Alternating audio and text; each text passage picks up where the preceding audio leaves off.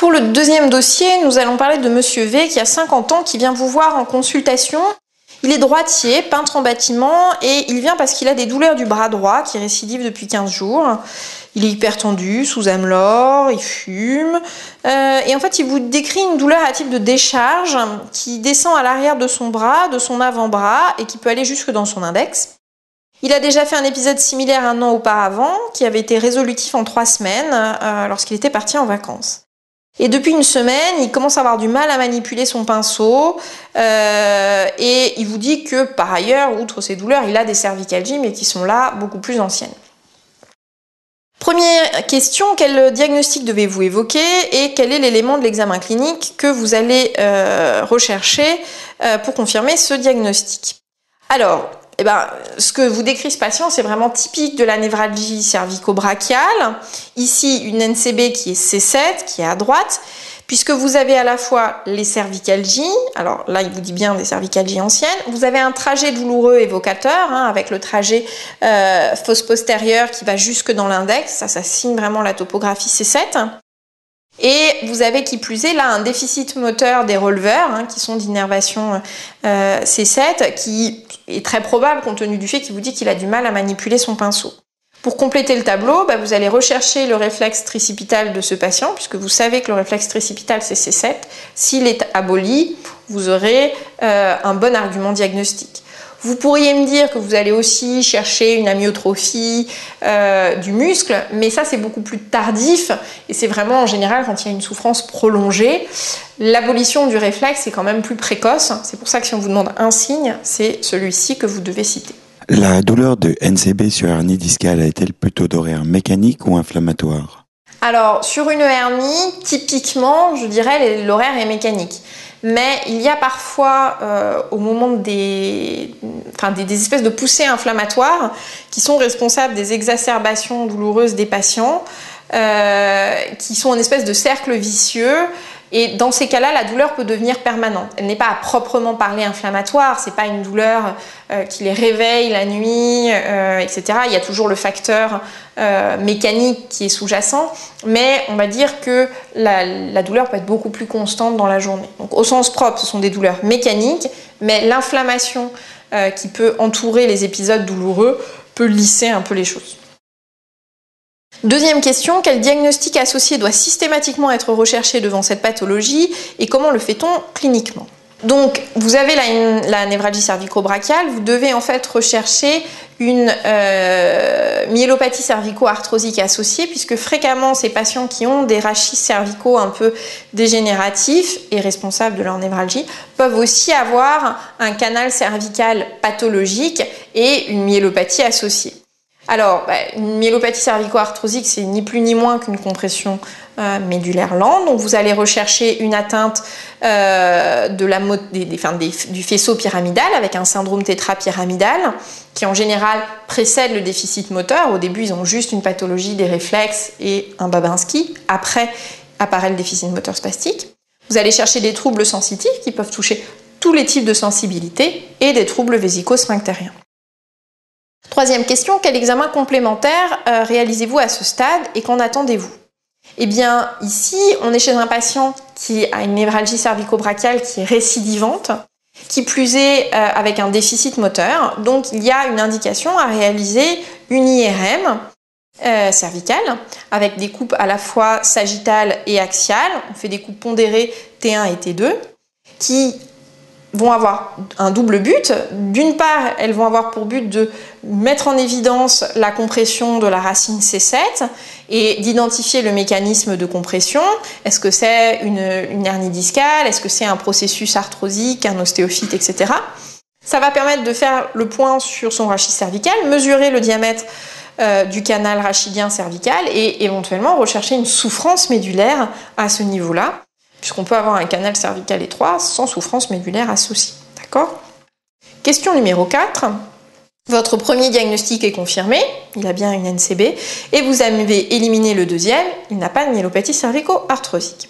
Quels sont les 3 volets du traitement que vous proposez à ce patient et qu'envisagez-vous en deuxième intention? Alors, le traitement de première intention, c'est un traitement simple qui va associer à la fois un volet physique, il faut mettre ce patient au repos. Donc, il faut lui prescrire un arrêt de travail qui sera court, mais compte tenu de sa profession, il faut qu'il arrête de travailler pour mettre au repos son rachis. Et il va porter un collier cervical souple qui va permettre de soulager les tensions cervicales. On associe éventuellement de la kinésithérapie douce, puisqu'il y a souvent une contracture des muscles cervicaux qui ne fait qu'aggraver le processus.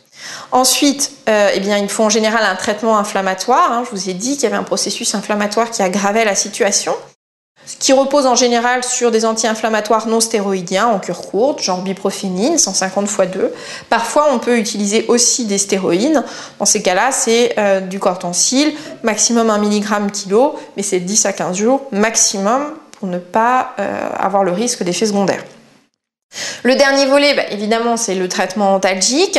On commence en général par des antalgiques classiques de niveau 1 ou 2 en fonction du seuil douloureux. Et on ne relayera dans un deuxième temps par des antalgiques atypiques si jamais les antalgiques classiques sont inefficaces. Et on associe le plus souvent un myorelaxant pour, là encore, essayer de casser la contracture musculaire qui ne fait qu'aggraver les choses. En deuxième intention, dans la mesure où ce patient est déficitaire, si le traitement médical ne suffit pas, on pourra envisager une chirurgie. Cinquième question, vous estimez qu'il s'agit d'une maladie à caractère professionnel, je vous rappelle qu'il est peintre en bâtiment. Quelles sont les démarches à entreprendre ? Un médecin traitant du patient, c'est-à-dire quelqu'un qui le suit régulièrement, ça peut être en pratique soit son généraliste, soit vous, son neurologue référent, doit remplir un dossier de demande auprès de la caisse primaire d'assurance maladie et surtout réaliser le certificat descriptif initial qui va en fait faire ouvrir le dossier du patient. Sixième question, vous allez perdre le patient de vue pendant quelques années, mais 10 ans après, son épouse vous appelle pour que vous le revoyiez en urgence. Elle trouve qu'il a changé. Il ne sort plus de chez lui, s'habille, se lave à peine. Leur généraliste a d'abord pensé à un syndrome dépressif, parce qu'il était passé à la retraite, mais ça fait 3 mois qu'il est sous Prozac et les choses ne font qu'empirer, et d'ailleurs elle se demande s'il supporte bien son traitement, puisque depuis 1 mois, il a souvent la nausée et des épisodes de vomissement. Vous le voyez, il est effectivement très ralenti, n'a envie de rien, est indifférent à tout, il vous dit qu'il a mal à la tête, il est complètement débraillé, mal rasé, il est incapable de reproduire les séries de Luria et s'acharne à taper du poing sur la table, et lorsque vous touchez ses mains, il ne peut pas s'empêcher de les attraper. Il ne peut pas non plus s'empêcher d'attraper les objets que vous avez posés devant lui sur votre bureau. Vous retrouvez un signe de Hoffmann et de Babinski à gauche et un défaut d'abduction de l'œil droit. Alors, faites l'analyse sémiologique de ce nouveau tableau et puis dites ce que vous en déduisez. Alors, sur le plan sémiologique, il a clairement un syndrome frontal qui est ce qui gêne autant sa femme, puisqu'il a un trouble de l'initiative, il est complètement apathique, il a un ralentissement psychomoteur, une indifférence psychoaffective, il est dans un état d'incurie, il n'arrive pas à reproduire les gestes que vous faites, vous savez, les fameuses séries de Luria, c'est ce qui fait partie de la batterie d'examen frontal, c'est la fameuse séquence avec le poing, la tranche et la paume que vous devez faire répéter au patient. Il a des persévérations, un grasping, un collectionnisme, bref, un magnifique syndrome frontal au complet. Vous avez aussi un syndrome pyramidal gauche, avec le Hoffmann et le Babinski. Et enfin, manifestement, une hypertension intracrânienne, puisqu'il a un 6 droit, vous savez que le 6 c'est non localisateur, et des céphalées associées à des nausées. Donc on peut conclure que l'HTIC est vraisemblablement en rapport avec un processus expansif frontal droit. Alors, question 7, voilà l'imagerie qui a été faite pour votre patient et qu'on va commenter. Ce que vous voyez tout d'abord, c'est qu'il s'agit d'un scanner cérébral en coupe axiale et c'est un scanner cérébral injecté puisque vous voyez correctement ici des structures vasculaires qui prouvent l'injection du produit de contraste.